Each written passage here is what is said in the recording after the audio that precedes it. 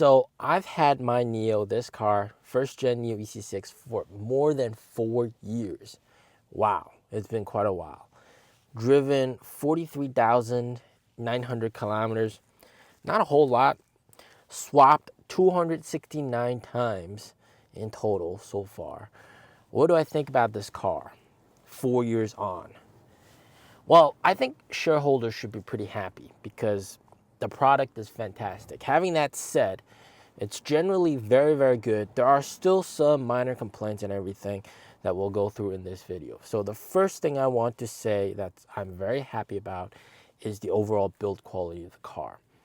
I've heard lots of nightmarish stories of the Porsche Taycan S owners after just 1 year of ownership having to go to the service center to repair this, repair that, all sorts of issues, malfunctions, etc. Whilst I've heard with NIOs that sometimes do happen on rare cases, for me personally, I've never had like a malfunction or anything like that. The screen has never gone dark or anything like that, like black screen. We heard that with some of the BYD cars, some of the biggest complaint is black screen. So I actually never had a black screen before.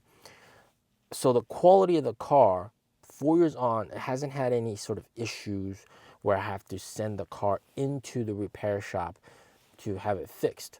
So it stands to show that the build quality of the car is very good. Nothing's falling off. All right, everything is still sturdy, like firm, and feels premium to the touch, even 4 years on.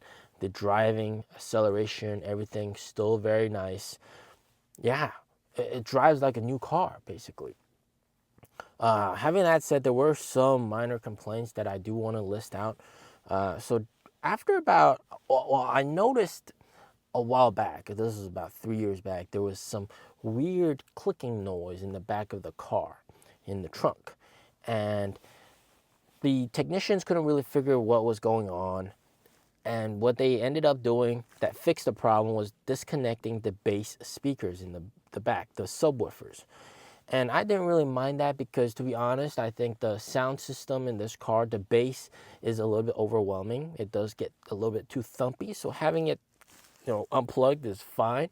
But that apparently solved that problem. So it could be some sort of over voltage or something. Not too sure, but it's just a minor complaint. And the clicking sound wouldn't happen like very often. It was a very rare occasion, but it was kind of a little bit annoying. But they did eventually solve the problem by just unplugging the subwoofers, which I don't really mind. So it's like nitpicking, all right? Another sort of smaller issue that I've noticed is, of course, if I have my car stationary and there's incoming traffic from the other side, the gust of wind will tend to depress my car down. So I would feel my car sort of go down a little bit from the gust of wind from the incoming traffic on the other side.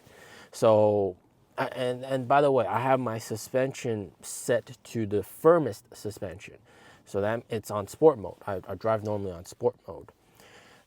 And so that's very interesting. I didn't really mind it so much, but it is a small annoyance. If there's a truck coming with a gust of wind, it's going to push your car down a little bit. So you kind of like have that action on your car.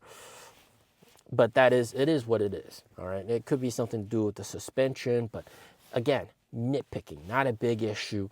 It's just a very rare occasion. But what I do like is, of course, with the driving, the precision of the steering is just absolutely fantastic. You feel the road with the steering wheel. This is very much more like a sports car.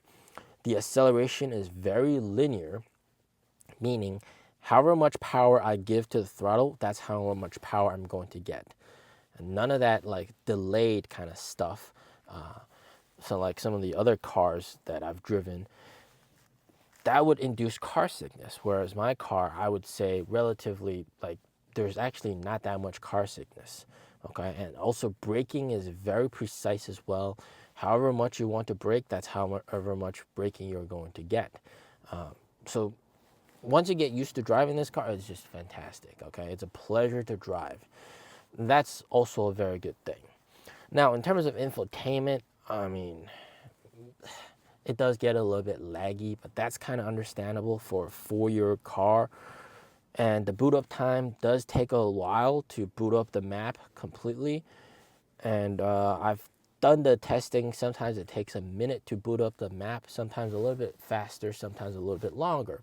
And to get around that, you just have to preheat the car or pre-cool the car, and that will turn the computer on.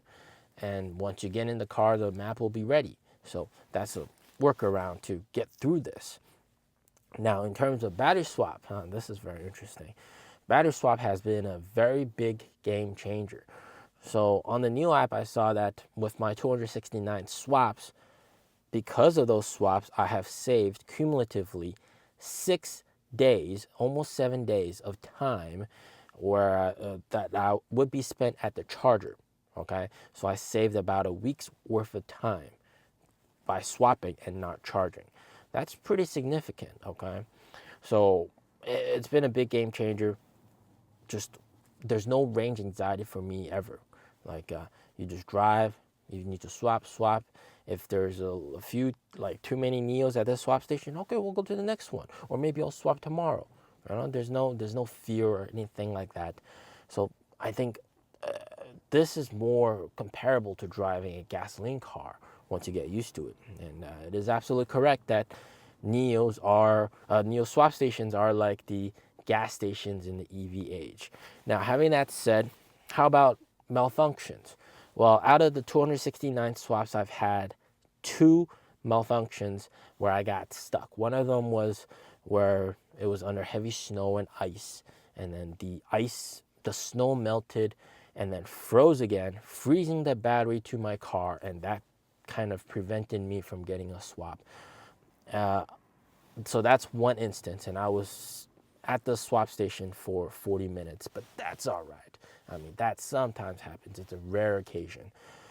Another one that won't count, all right, is where you have snow and then the sensors can't see the where it's supposed to screw the screws, and because of snow buildup. So it's just a simple, technician heat it up and that kind of stuff, and that's going to be fine.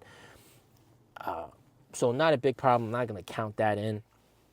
But the other really long problematic swap was last year during Chinese New Year, where, again, it was a frozen bolt. It seems like cold weather is kind of like the kryptonite of battery swap. The bolt froze, and the technician tried to manually unscrew it. He went under the car, like in the cavity of the swap station, to manually unscrew it, but then he ended up like breaking the threading on the bolts. He damaged the threading, and I could no longer swap. So I had to charge and then go to a service center, which was not very close. It was like an hour drive, because this was on the highway, by the way.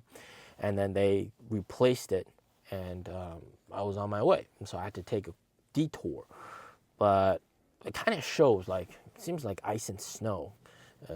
They're kind of sometimes problematic for battery swap. But overall, apart from that, I mean, the other 260-ish swaps, perfectly fine. It's just like an average swap, 3 or 4 minutes.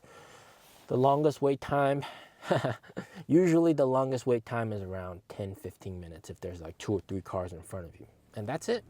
Yeah.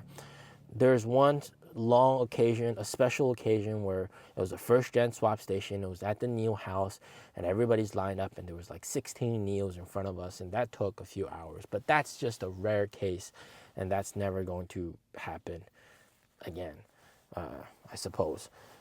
And apart from that, this car just absolutely fantastic. There's like no issues with it whatsoever. I'm just very satisfied. If I had to give it a rating out of 10, I would give it a 9.7. Okay, the 0.3 is lost because of the small issues that I mentioned at the beginning of the video, the clicking sound, and also the the car sort of depressing a little bit with incoming traffic. That's it. No other issues. I'd say, like, for most people, if you have just those 2 small issues, that would be fine, right? In terms of service, just really happy with the service as well. whenever my car goes for maintenance, someone picks it up and drives it to the service center, fixes it, does maintenance, repairs it, wash the car, sends it back. Just absolutely fantastic. I've also tried the designated chauffeur, the designated driver. Also very, very cool. Like, you can just basically get NIO to drive your car to wherever, to do whatever, to pick someone up or do a battery swap for you, to charge a car for you, all that kind of cool stuff. Pick up the kids if you need that as well. So overall service, also very satisfied. And this car, you know, with battery swap, no battery degradation. I mean, I've seen some of the BYD cars, 4 years on, they're really struggling with battery degradation. Some of them are at like 60%. And that really sucks for them, because now they have to think about changing a battery, and that's going to cost them a whole lot of money. Whereas for me, I don't worry about that at all because of battery swap. So this car, I can probably still drive it for another 5 or 10 years, no problem. Yeah. The only minor issue, I guess this is the biggest complaint amongst all first-gen NIO owners. We're all very satisfied with the quality of the car, okay? And there's also the unlimited warranty to back that up. So you know this car is going to last you a long time. The problem is depreciation, all right? Yeah, depreciation. This car has depreciated quite significantly from a sticker price of $350,000, right?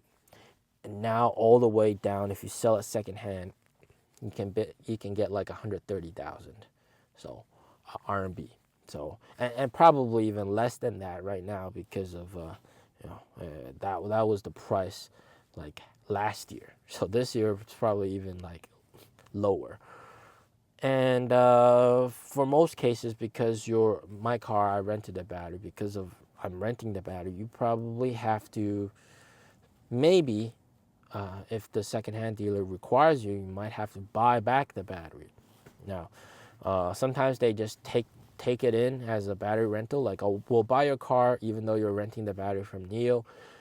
But sometimes they might have a lower price, so they might lowball you.